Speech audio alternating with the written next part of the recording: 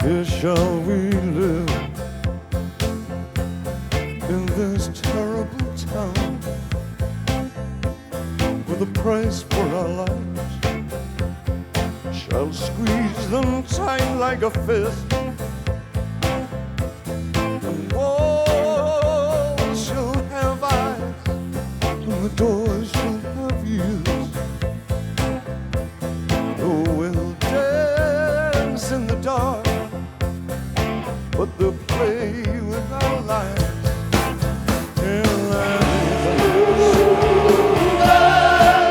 leading us on and on and on, like a turning us round and round and round. And who are we? So small in times such as these. So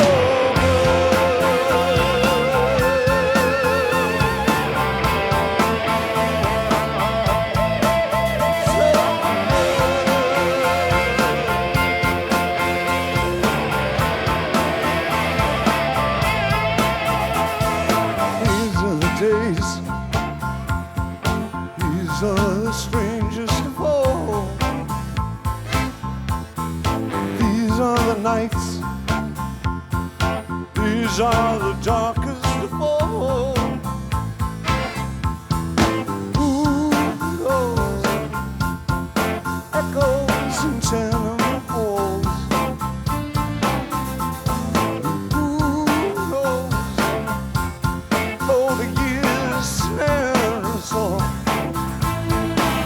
but like a leading us on and on,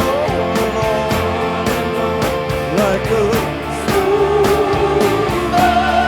turning us round and round, upside down. There's fear overhead, there's fear overground. Slow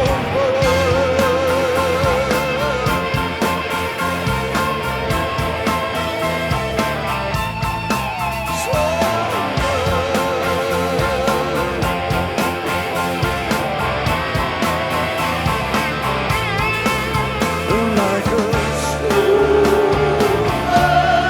leading us on and on, like a turning us round and round and round. And here are we, and at the center of it all.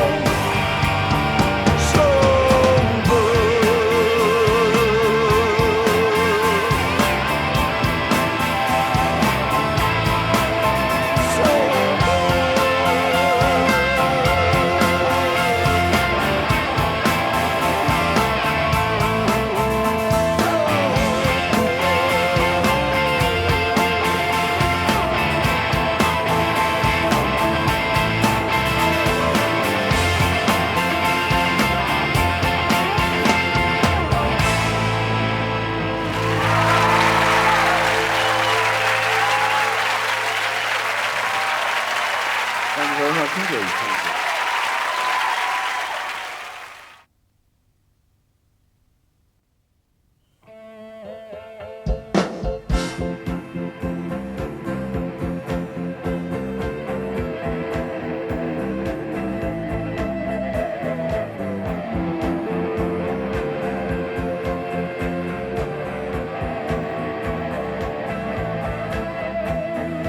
Here shall we live in this terrible town, with the price for our eyes shall squeeze them tight like a fist, and walls shall have eyes and the doors will have ears, but we'll dance in the dark while they play with our eyes like a smooth air leading us on and on and on, just like a smooth air turning us round and round and round. And who are we, so small in times such as these, so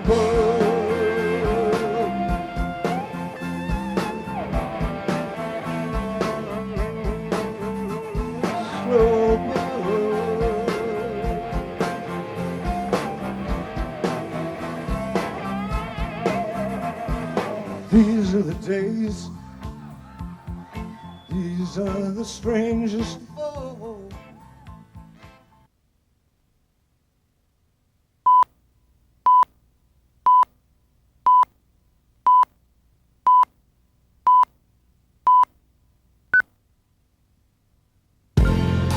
Once a time, they nearly might have been bones and oogie on a silver screen. No one knew what they could do except for me and you. They slip away.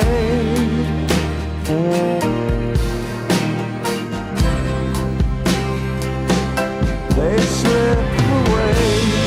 Don't forget to keep your head warm.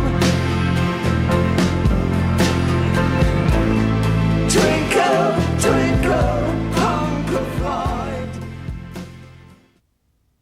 These are the days, these are the strangest of all.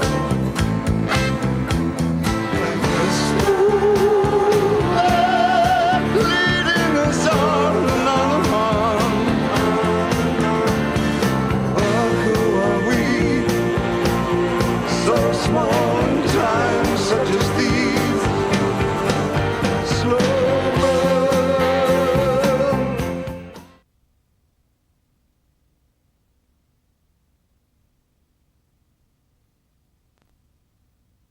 Heathen kind of felt right in as much as it was about the unilluminated mind. It was an idea, a feeling, a sense of what 21st century man might become if he's not already. Somebody who's lowered his standards, spiritually, intellectually, morally, whatever. There's a kind of someone who's not even bothered searching for a spiritual life anymore. This is completely existing on a materialistic plane. So, but just using the word heathen is kind of less preachy than explaining all that. Because if you wrote all that on the front of an album cover, nobody would bother buying it, would they?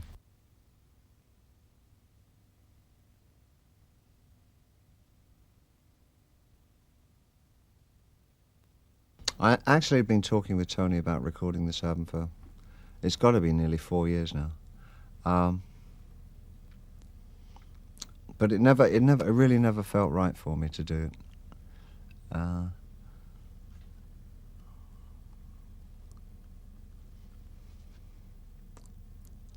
was dead scared in my head that we'd try and recreate what we'd been doing in the late 70s, early 80s. You know, I didn't want to copy anything that we'd done. I know Tony's got a certain sensibility and a certain kind of aesthetic that I'm very comfortable with when I'm working with him. But I really didn't want to tarnish the work that we'd done before because it was so good and people have got such a great feeling about the work that we've done before. So it was really waiting until I found songs that were the right weight for the two of us to do together, that didn't require engineering the past or mining it for particular kinds of sounds and whatever. And about January of last year, I started writing a weight of song that I really felt happy with. And I thought, this is the kind of thing that I can do with Tony.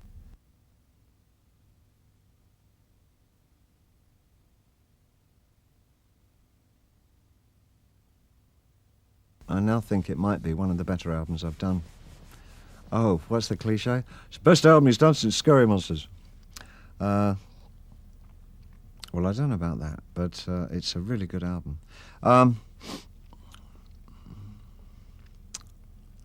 think it'll translate very well on stage.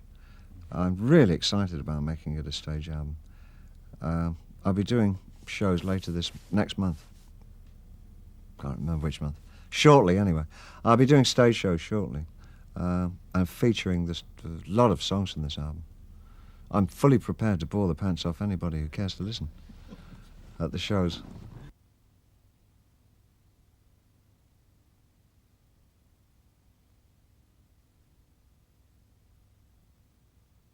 From one song to another, occasionally different people would come and play. Carlos Alomar worked on one of the songs, Everyone Says Hi. Pete Townsend worked on Slow Burn. David Grohl worked on the Neil Young song, Waiting for You. And the rest of the guitar work was done by David Torn, or myself, or Jerry Leonard, who's a really excellent New York guitar player. I played an awful lot on this album. And with absolutely no intentions to play much on it. I'd get up really early in the morning, around 6 in the morning, and I'd be in the studio before anybody else was even born. It was that early.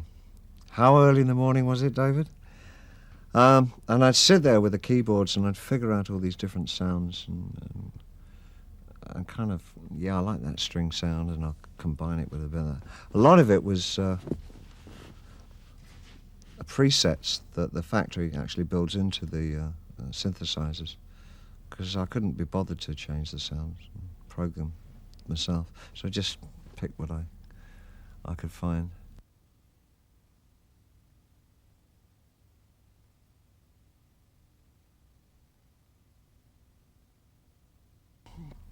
I hate my singing voice. I hate singing, really. It's not an enjoyment. I mean, someone's got to do it.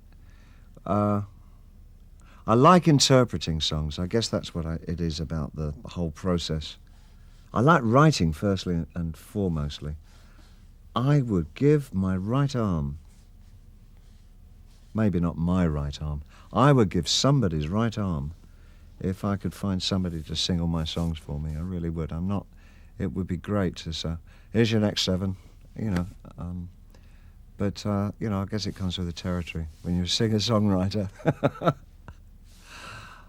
Well, I do the writing bit, but I've stopped doing the singing bit, so I usually mime. Pinups was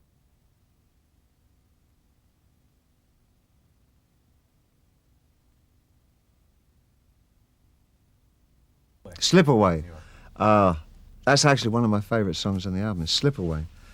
In the late 70s, there was a character on New York television, one of these funny stations, cable, I suppose, like, I don't know, 80s, 88 or so, 88, that'll be it. Station 88, or whatever it was. And obviously in New Jersey somewhere. And it was this guy, Uncle Floyd. Vinny, I can't remember his last name, but his first name was Vinny, his real name. Uncle Floyd, and he, I think he operated out of his living room in New Jersey somewhere. And all his mates up and down the block would come in and bring their guitars and funny noses, and it was supposed to be a children's show. And it was just hysterical. Kind of like, he was like the halfway between Soupy Sales and Pee Wee Herman. It was like he was the missing link. He was absolutely fantastic. And me and everybody I knew at that time would rush home around 5 o'clock in the afternoon to go and make sure we didn't miss the Uncle Floyd show. And we'd just be on the floor. There were so many innuendos and double entendres. It was just the most wonderful show.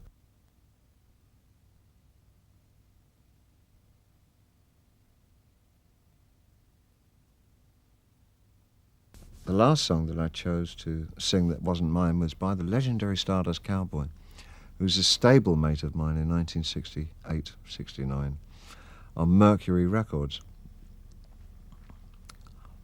One of the executives at Mercury took me one side and said, "Psst, David, you like weird stuff, don't you?" I said, "Yeah, I love weird stuff." He said, "Play these." And he gave me this bunch of 3 singles by this Mercury artist, the legendary Stardust Cowboy, that they really had no clue what to do with him. It was the sort of the, God, talk about a heathen. This sound was like something emitting from the bowels of the earth. I mean, it was like nothing I'd heard before. I loved it. I thought the guy was a genius, a stone-cold genius. And it didn't surprise me at all when he went on laughing and everybody laughed at him. The poor guy just shuffled off, heartbroken. But it was a real pioneering sound. I loved him so much I bought the company. I loved him so much that I nicked his last name for Ziggy Stardust. That's where Stardust came from. Years later, like last Thursday, I was on the internet and I got to his site. He's got a 2-page site on the internet. And he says 2 things that, the first thing I thought was really funny. He said, "My biggest regret is that my father never lived to see my success," which I thought was wonderful. And the second thing he said, which I thought was actually equally not funny for me, he said, "That Englishman, David Bowie, he stole my name for his Ziggy Stardust character, and I think he should do some songs of mine. He owes me." And I felt so guilty, and I thought, yeah, I should. I really should.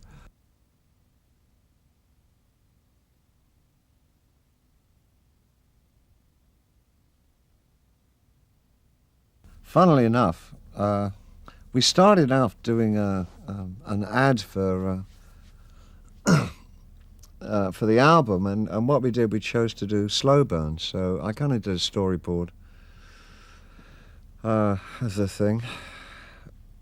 I had in my mind the idea of some kind of my usual same 4 subjects: fear, isolation, abandonment, and what's the other one? One of your own choice there. So what? Betrayal. Betrayal, there's a good one. Actually, no, not betrayal, not even revenge. I mean, it doesn't get very angry, my stuff. Nail biting, that's what it is.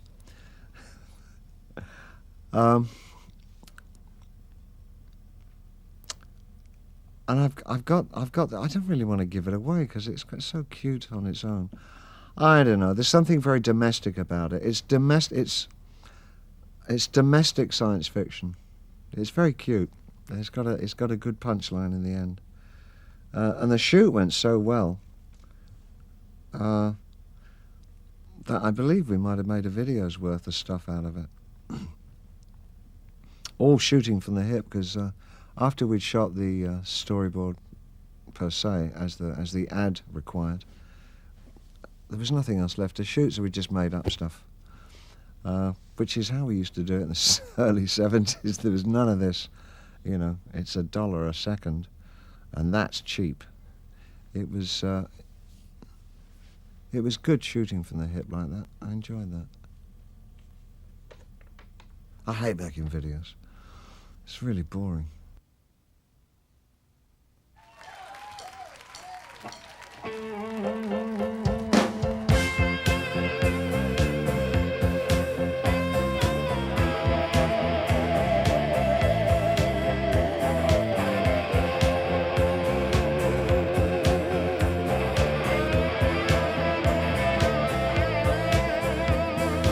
Here shall we live in this terrible town, with the price for our lives shall squeeze them tight like a fist. The walls shall have eyes, and the doors shall have ears. Oh, we'll dance in the dark, but they'll play with our lives.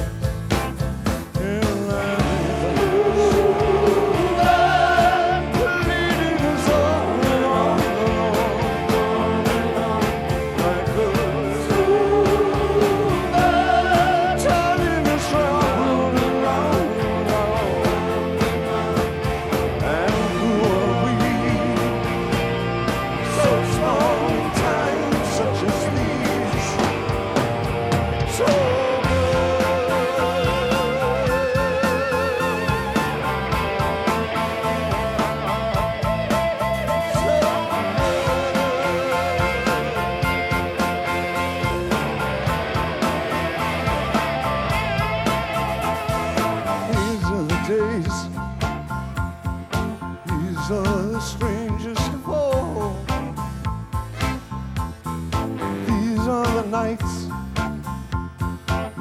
These are the darkest of all. Who knows? Echoes in tenement halls. Who knows? All the years snare us all. But like a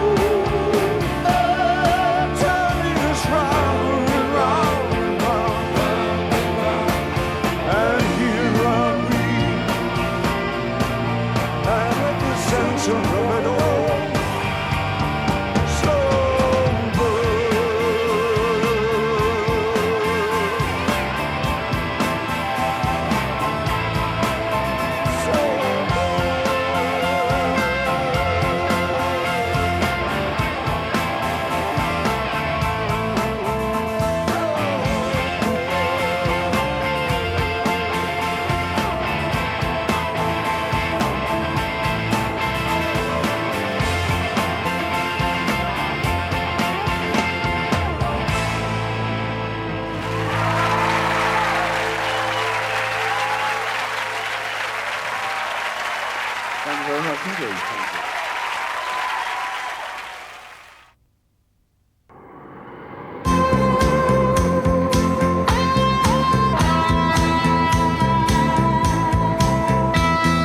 These are the days, these are the strange